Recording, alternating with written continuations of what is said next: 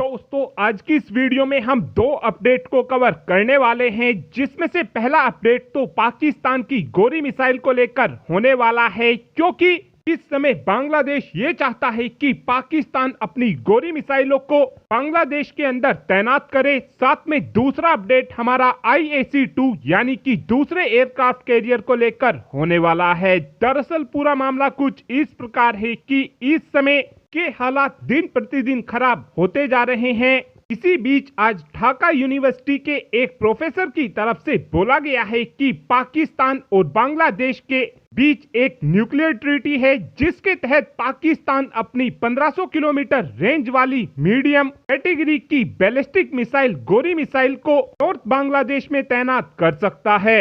और अगर ऐसा कुछ होता है तो भारत तीनों तरफ से दुश्मनों की न्यूक्लियर कैपेबल मिसाइलों से घिर जाएगा, क्योंकि लेफ्ट और राइट साइड में तो पाकिस्तान की न्यूक्लियर बैलिस्टिक मिसाइल भारत के खिलाफ तैनात होंगी, वहीं पर ऊपर की साइड चाइना की न्यूक्लियर कैपेबल मिसाइल भारत के खिलाफ तैनात होगी। साथ में दूसरा अपडेट हमारे दूसरे एयरक्राफ्ट कैरियर को लेकर होने वाला है। आप सभी के याद ही होगा, इसी साल की शुरुआत में हमारे रक्षा मंत्री यानी कि राजनाथ सिंह जी की तरफ से बोला गया था कि फ्यूचर में हमारी नौसेना के पास 5 से 6 की संख्या में एयरक्राफ्ट कैरियर मौजूद होंगे।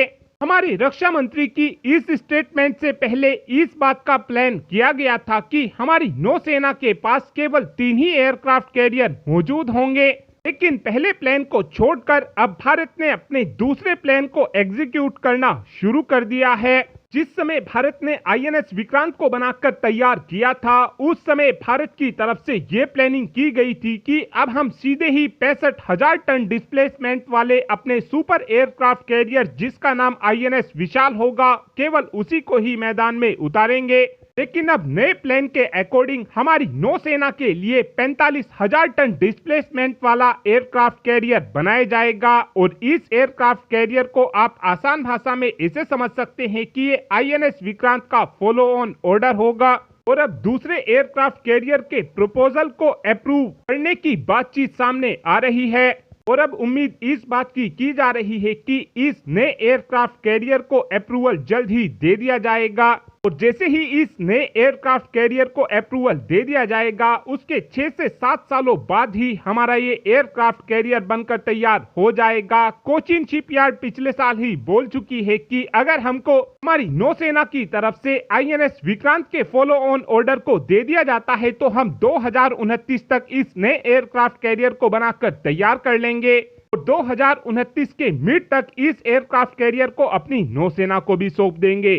और इस समय हमारी डिफेंस एक्विजिशन काउंसिल ने इस दूसरे एयरक्राफ्ट कैरियर को अप्रूवल देने की पूरी तैयारी शुरू कर दी है। हमारे इस नए एयरक्राफ्ट कैरियर की कीमत हमको 40,000 करोड़ के आसपास पड़ने वाली है।